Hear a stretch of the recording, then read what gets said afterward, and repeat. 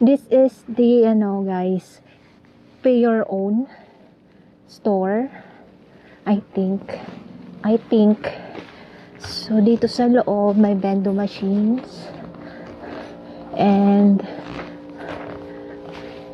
may mga paninda. May mga paninda siya. Ayan, may mga gulay. And then, you can put your payment dito. Dito siya. Dito mo ilalagay. So, fruits, vegetables, and kung ano-ano pa. Yan. Mostly 100 yen. Not mostly talagang lahat yata is 100 yen. Okay. Yakuen siya lahat. So, kung gusto mong bumili, kuha ka lang dito, tapos yung bayad mo, ilalagay mo dito sa box. Oh, amazing. So, kailangan talaga dapat honest ka. Sobrang honest. Kasi, iaano mo na lang, ihuhulog mo na lang yung bayad mo, sariling bayad mo. Okay? And then, dito sa side, I think ito na yung Kamiishi stone. Yan. Ito yon. Diyos ko, maliligaw pa ako kanina. So, ito nga yun. Ito yung stone na hinahanap ko. Ito ay hugis pagong na stone. So, kunin ko muna yung aking travel guide kung ano yung ibig sabihin ng stone. Pero based dun sa nabasa ko sa vlog, sa internet, ito daw na stone na ito is merong alamat. May alamat yung stone na to. Kamiishi stone. Tortoise stone. I think this is the tortoise stone.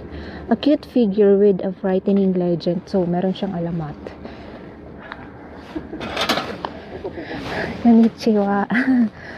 So, finally, nahanap ko na siya. So, this stone is, yes, originally, sabi dito, the stone is believed to have originally facing north, yet for unknown reason, now facing southwest.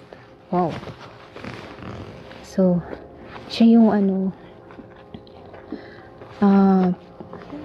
meron din dito. Nakabike din sila. I think that's a rental bicycle. So, ayan yung mata niya. May siya. May parang, that's the eye. Hugis, hugis pagong.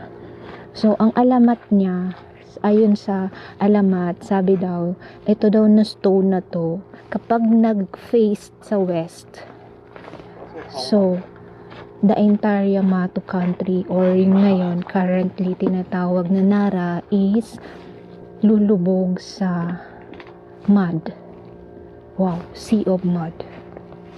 I don't know if it is true, or yeah, that's the legend. Amazing, diba? Yeah. So, naka-face daw siya sa north dati. But ngayon, naka-face na siya sa southwest. So, kunti na lang, magpa-face na siya sa west.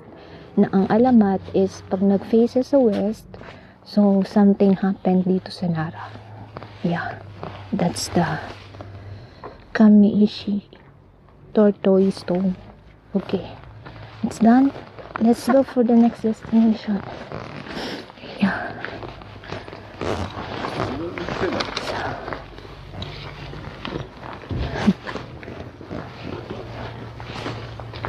Ibili yata sila sa honest store.